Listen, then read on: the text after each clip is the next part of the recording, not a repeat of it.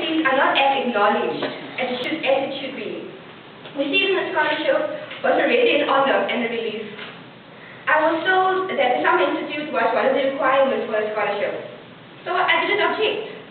It was just one of the responsibilities to honor, even though it meant coming straight from exams to Atlanta. I came into this program with a mindset of, I just want to get my work done and go home. I didn't open myself up to the full experience at first, but as it always goes, it was towards the end of the institute that I realized that I've made lifelong friends and gained invaluable experience. At the end of the micro-teaching sessions on Wednesday, Dr. Davis asked us something to take a moment and realize how far we have come. It was in that moment that I realized, this is it. This is where it all starts. Just think about it. We have our first lecture under our belt, and more significantly, we have perspectives to call our own, our creation, our brainchild.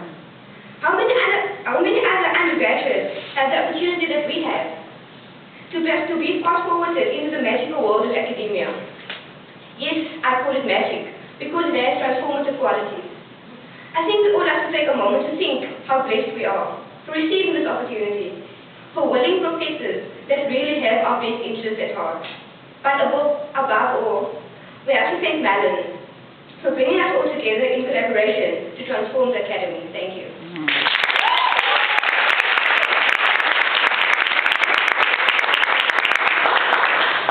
Good evening, my scholars in training. For those of you who do not know, I'm from Clark University, and as I mentioned in my micro-teaching presentation, I'm a proponent of coherence. So I'm going to start at the beginning of my experience and bring you up to this point to make sure that this reflection is cohesive. Before I came to, always teaching, sorry. Before I came to the Summer Institute, I was getting all of these, I was hearing all of these things about how it's going to be so rigorous, and my mentor and my advisor at my school were saying, it's an academic boot camp. You need to go there when they ask questions. You need to be the first one to raise your hand. You need to go speak to the speakers, do your research, and all of this stuff. So I was pretty scared when I got here. But the first week, I didn't really talk to anybody, and I'm a shy person, so I keep to myself. I like to observe. But after that, I realized we only have 4 weeks here to build these relationships we had 32 other people besides myself at that point. So at the end of the second week, I was ready to go home because it was just a lot. It was a shock, all the work that we had to do, and then we had to go to all these sessions and, you know, go do your research afterwards, and then you don't go to sleep till 3 o'clock, and you have to get up at 8 a.m. again. So I thought it was unrealistic. But as time went on, I got used to it, and I started to enjoy this experience, and now I realize this is our last day, and it's really sad. But also, I just want to finish with the last component of bike riding that I spoke about in my micro-teaching presentation was unity. And I feel that as a community of scholars and as a community of lifelong friends, and as the Let's like to say, a community of family members, we all embody that concept of unity. So no matter what trials and tribulations we may endure as we go on into our different career paths and matriculations at our different institutions, we will always be able to come together as a united one family. So I just want to say thank you for allowing me to speak to you guys this evening.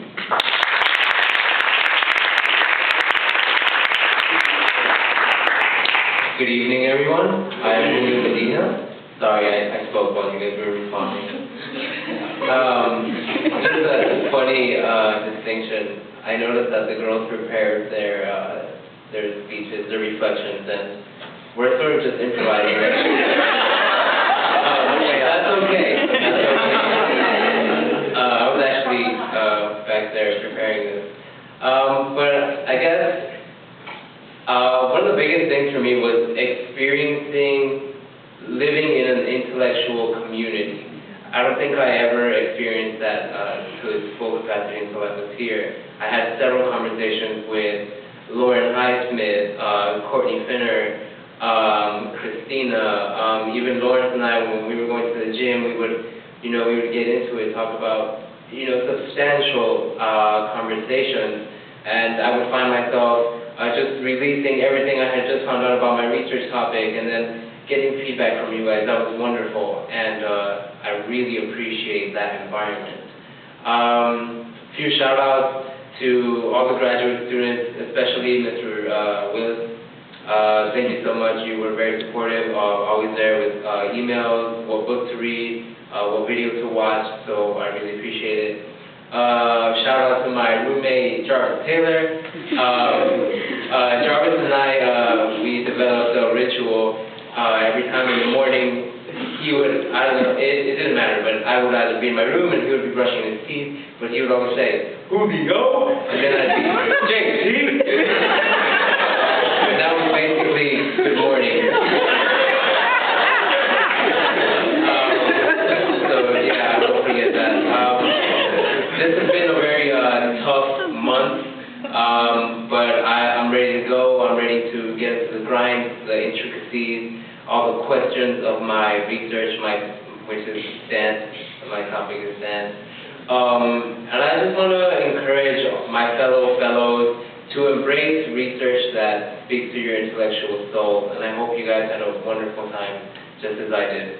Thank you.